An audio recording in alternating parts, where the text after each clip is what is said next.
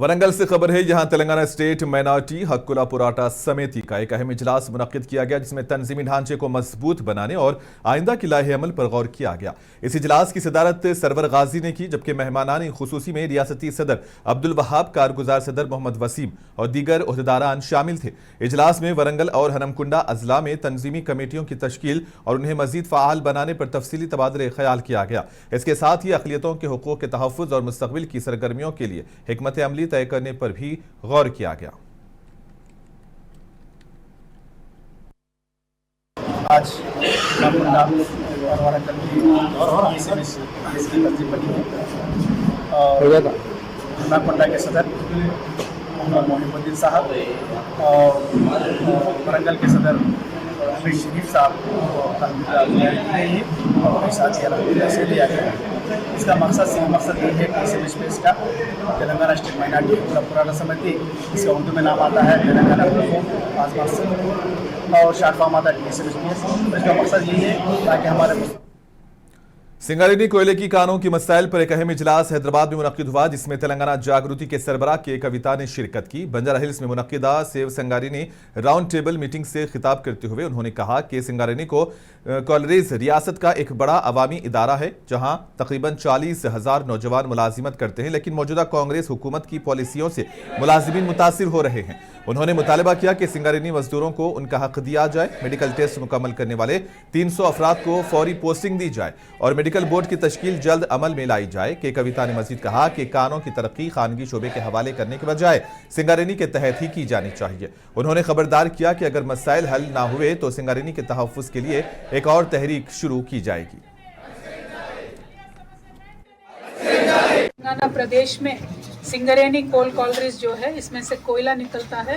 ये तकरीबन हमारे पास 40,000 लोग सिंगरेनी में काम करते हैं।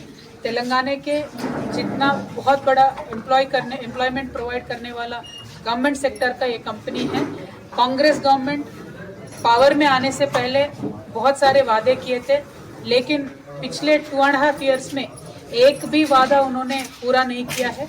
उसके वजह से आज सिंगरेनी बहुत नुकसान में जा रहा है और सिंगरेनी में जितने भी कोल माइन वर्कर्स काम कर रहे हैं उनको हर तरीके से बहुत ही दिक्कत है। हमने धरने दिए, हमने बहुत सारे एजिटेशंस किए, उसके बावजूद कभी कभी एक छोटा मोटा डिमांड फुलफिल करते हैं, लेकिन गवर्नमेंट एक कंप्लीट तरीके से सिंगरेनी एम्प्लॉयज़ के प्रॉब्लम्स में फोकस नहीं कर रही है। तो गैस की किल्लत से मुतासिर ऑटो ड्राइवर्स की मदद के लिए रेड रोज चैरिटेबल ट्रस्ट ने खाने का इंतजाम किया। ट्रस्ट के चेयरमैन सैयद हमीदुद्दीन साहब की क़ियादत में ये कार्य खैर अंजाम दिया गया। ट्रस्टी सैयद ज़ीशानुद्दीन ने खुद मौके पर पहुंचकर खाना तकसीम किया।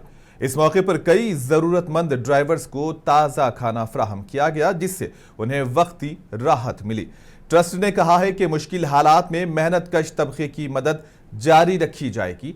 धूप से तपती सड़कों पर गैस के लिए घंटों का थका देने वाला इंतजार और खाली पेट में भूख की आग इंसान को बेबस कर देती है।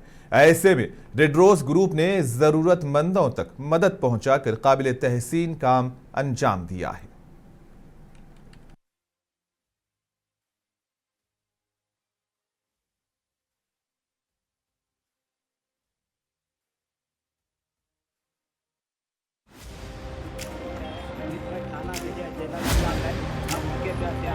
लाइन में सुबह से उनके लिए बनावट का इंतजाम करें, बहुत अच्छी बात है हमारे लिए। शुक्रिया।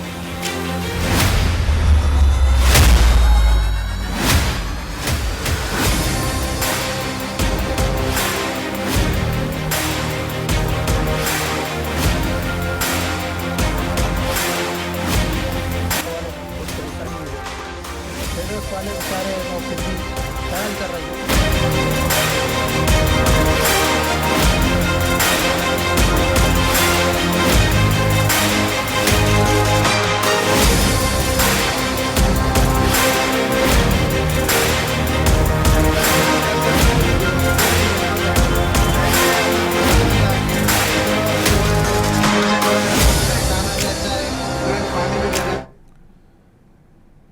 जिले निर्मल से खबर है, खानापुर म्युनिसिपालिटी में चेयरपर्सन के इंतखाब का मामला बिलाखिर अंजाम को पहुंच गया, जहां सियासी जोड़ तोड़ के बाद बीजेपी ने कामयाबी हासिल कर ली है।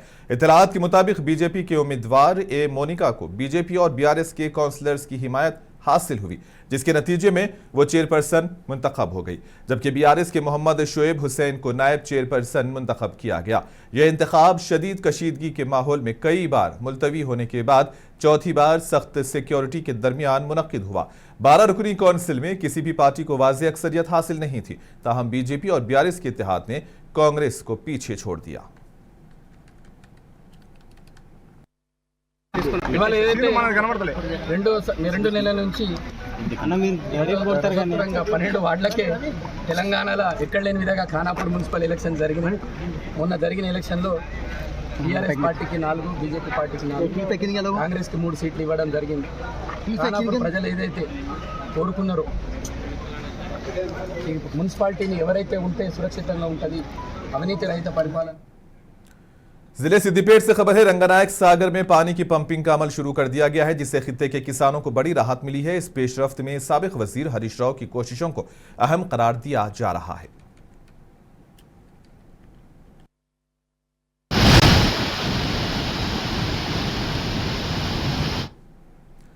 खम्मम से खबर है, यहां बाबू जगजीवन राम की जयंती के मौके पर एक तकरीब का एहतमाम किया गया, जिसमें रियासत के नायब वजीर आला भट्टी विक्रमार्का ने शिरकत की।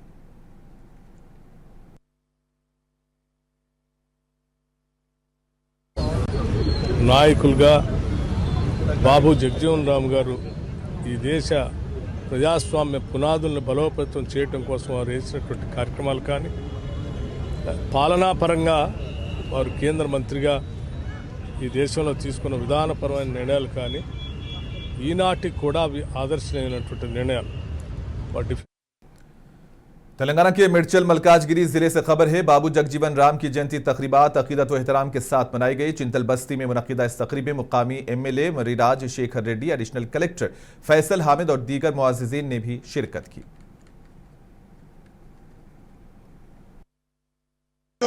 ఈ సివిల్ రైట్స్ మినిట్స్ ని వాళ్ళ ముంగడ పెట్టి కలెక్టర్ గారిని గాని మన అధికారులను గాని మనం నిలదీసే హక్కు మనకు ఉంటుందనేసి ఈ సందర్భంగా जिले जनगांव में बीजेपी के रियासती सदर रामचंद्र राव ने पार्टी दफ्तर में मीडिया से बात की। इसी दौरान इन्होंने मुख्तलिफ कौमी उमूर पर इजहार ख्याल किया।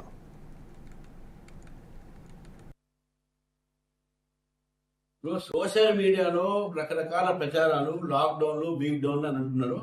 అవన్నీ లేదు, ఈ లాక్డౌన్లు ఉండవు, ఇవన్నీ బ్రేక్ డౌన్లు ఉండవు.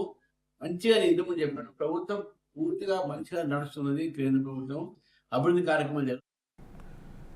जिले निजामाबाद के बुधन से खबर है, सालूरा मंडल में ज़ालाबारी ने तबाही मचा दी, जिसके बायस किसानों को भारी नुकसान उठाना पड़ा है। इतलात के मुताबिक गुज़िश्ता रोज ओले गिरने से सालूरा, ख्वाजापुर, हंसा और मंदना देहातों में सैकड़ों एकड़ पर फसलें मुतासर हुई हैं। किसानों का कहना है कि केला, आम और मकई जैसी अहम फसलें शदीद नुकसान का शिकार हुई हैं। मुतासरा किसानों ने हुकूमत से फौरी इमदाद की मांग की है। हैदराबाद सैबराबाद के माधापुर इलाके में शराब के नशे में धुत नौजवानों की हंगामा आराई का वाकया पेश आया। इतलात के मुताबिक चंद नौजवानों ने आरटीसी बस को रोककर ड्राइवर पर हमला कर दिया।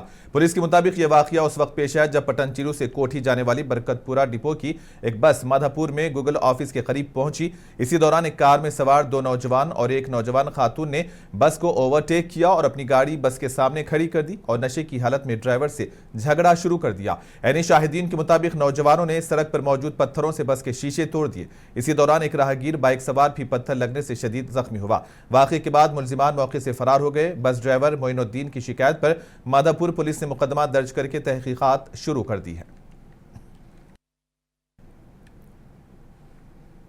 हैदराबाद में खवातीन रिजर्वेशन बिल के मामले पर सियासी रद्द-ए-अमल सामने आ रहा है। तेलंगाना जागृति पार्टी के सरबराह के कविता ने मुजव्वज़ा बिल का खैर मकदम करते हुए इस पर चंद अहम खदशात भी जाहिर किए।